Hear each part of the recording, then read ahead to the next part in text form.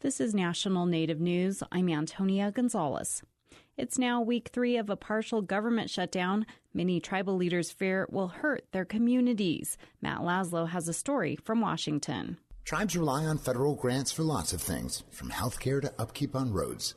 And with the Interior Department shuttered, along with another 25% of the federal government, some of the workers who administer those federal grants are forbidden from even coming to work and providing their normal services that are vital in many areas. Newly seated New Mexico Democrat Deb Haaland says it's a recipe for disaster. Indian country's been hit hard before the government shutdown, so this doesn't help, obviously.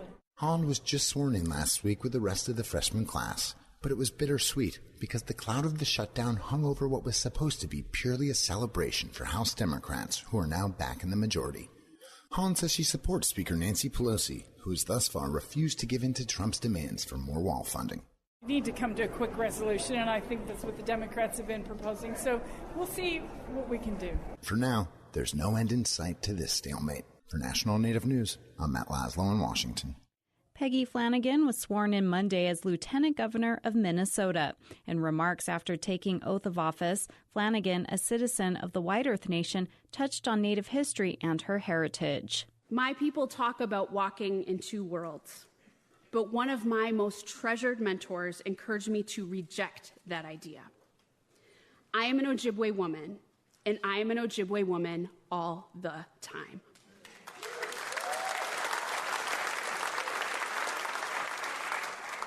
I have a responsibility, especially because of those who came before me and cleared a path, to do good for my people all the time.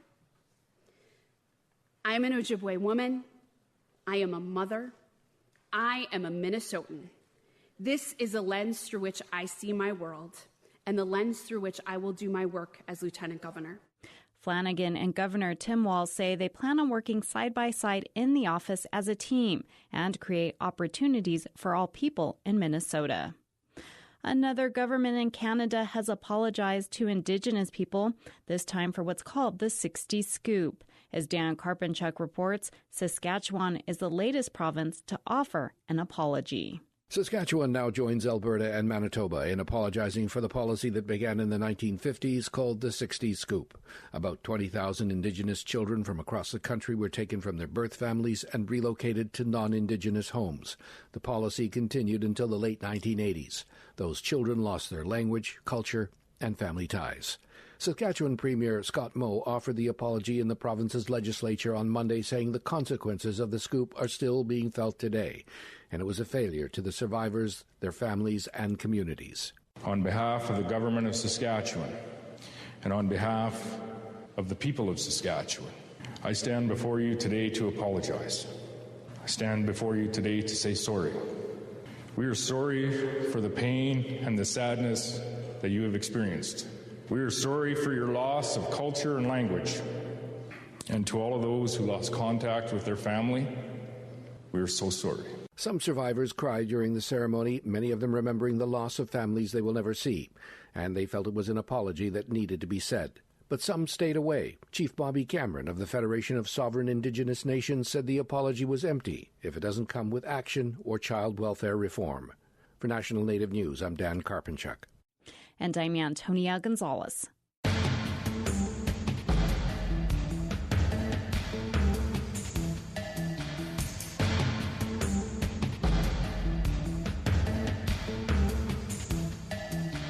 National Native News is produced at the Annenberg National Native Voice Studios by Kawanak Broadcast Corporation. Funding is by Odawi Law Group, provider of Indian law solutions, and by the Corporation for Public Broadcasting, with support from the Public Radio Satellite System. Support by the American Indian Higher Education Consortium, gateway to tribal colleges created by and for American Indians, accredited and local, with certificate programs to master's degree programs. Info at aihec.org. Support by the Heard Museum, hosting the 29th Annual Hoop Dance World Championship, where you can see more than 80 talented native hoop dancers vie for the championship title February 9th and 10th. Details at heard.org.